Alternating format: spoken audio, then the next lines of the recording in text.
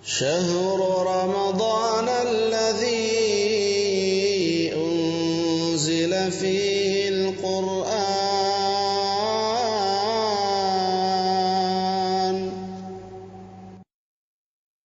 Nah, berikut keterangan Imam Ibn Rajab akan praktek sebagian para ulama salafus saleh, bahkan sahabat. Kenapa menghatamkan Al-Quran di bawah 3 hari? Tadi ada yang 2 hari sekali, ada yang 1 hari sekali, ada yang sehari 2 kali. Imam Syafi'i. Perhatikan. Ibn Rajab berkata, larangan menghatamkan Al-Quran kurang dari 3 hari tertuju bagi yang membiasakan hal itu. Larangan itu bagi yang membiasakan hal itu. Adapun pada waktu-waktu yang utama seperti bulan Ramadan, terkhusus lagi pada malam-malam yang diperkirakan sebagai malam Lailatul Qadar, atau di tempat-tempat yang utama seperti Mekah bagi selain warga Mekah, orang yang umrah gitu ya, maka dianjurkan agar memperbanyak membaca Al-Quran. Sekalipun kemudian dia khatam Al-Quran di bawah 3 hari, tidak terlarang. Yang terlarang itu yang membiasakannya. Tapi kalau di waktu yang spesial seperti Ramadan, tidak terlarang. Mereka memperbanyaknya. Dari praktek Utsman bin Affan pun sudah jelas. Dan itu di antara sunnah. Wallahu a'lam bishawab. Kayaknya bagus juga nih challenge ya. Untuk siapapun yang membaca Al-Qur'annya lancar, challenge diri sendiri. Sehari dapat berapa? Tok-toknya misalnya ada seorang mencoba men-challenge dirinya sehari, dapat dia 30 juz. Waduh. Tetap duduk di dalam masjid hingga terbit matahari. Nunggu syuruk, kemudian salat syuruk. Salat isyraq, disebutkan oleh para ulama, ia adalah salat duha yang paling awal. Perhatikan. Apabila Rasulullah Shallallahu Alaihi Wasallam selesai menunaikan salat subuh, beliau selalu duduk di tempat salatnya hingga terbit matahari.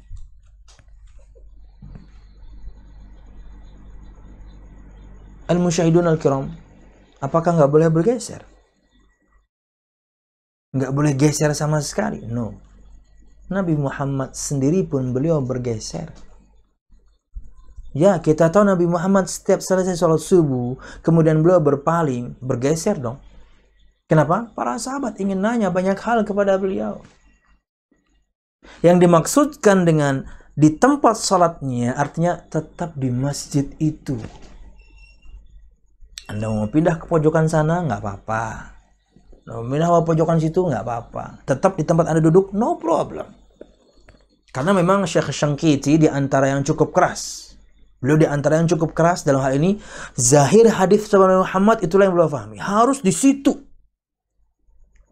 Anda gerak, kata beliau, Anda gerak ngambil mushaf aja, kerak mushaf, duduk kembali di situ, Anda sudah berpindah berarti, kata beliau. Kerasnya luar biasa.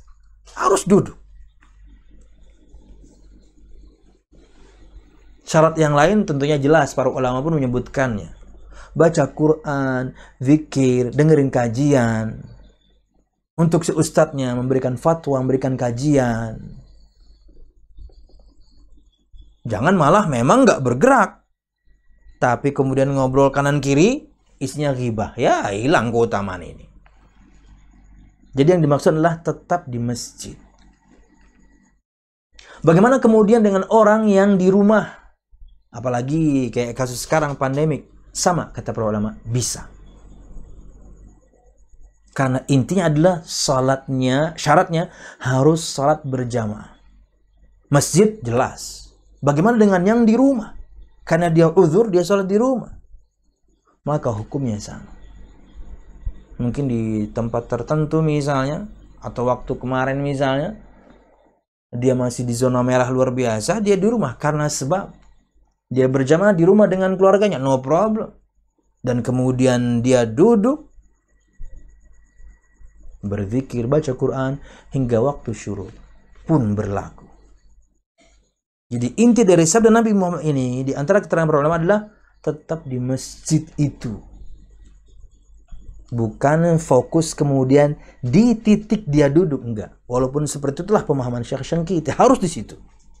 Tapi tidak, rajihnya tidak seperti itu. Wallahu a'lam bishawab. Imam At-Tirmidzi meriwayatkan sebuah hadis dari Anas bin Malik radhiyallahu anhu dari Rasulullah sallallahu alaihi wasallam bahwa beliau bersabda, "Man shallal fajr fi jama'atin thumma qa'ada yadhkurullaha hatta tatlu'a asy-syamsu thumma shalla rak'ataini kanat lahu ka'ajri hajjatin aw umrah tammah."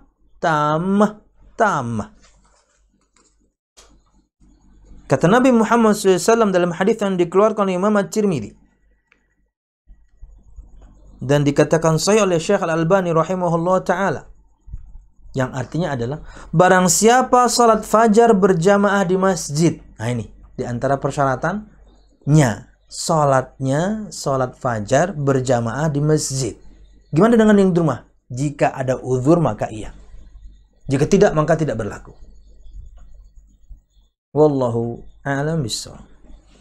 Kemudian tetap duduk berzikir mengingat Allah hingga terbit matahari.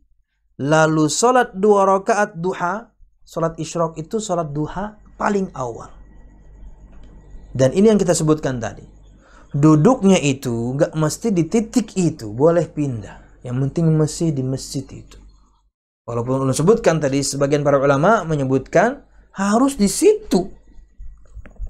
Tapi tidak seperti itu. Yang penting masih di masjidnya. Maka seakan-akan ia mendapatkan pahala haji dan umroh dengan sempurna. Sempurna. Maksudnya pahalanya luar biasa besar. Ini bisa kita maksimalkan, pemirsa. Kapan? Nanti di bulan Ramadan. Di hari-hari biasa pun bisa. Dan duduknya sebagian jamaah tentunya ada yang zikir, ada yang salat. Tapi kalau ada kajian, ya mereka duduk dengerin kajian sampai waktu syuruk. Kita tutup. Hal ini berlaku tiap hari. Maka bagaimana pula bila dilakukan pada bulan Ramadan? Artinya hadis yang tadi itu umum tiap hari. Gimana kalau bulan Ramadan? Tentunya lebih dahsyat karena bulan Ramadan bulan yang diberkahi.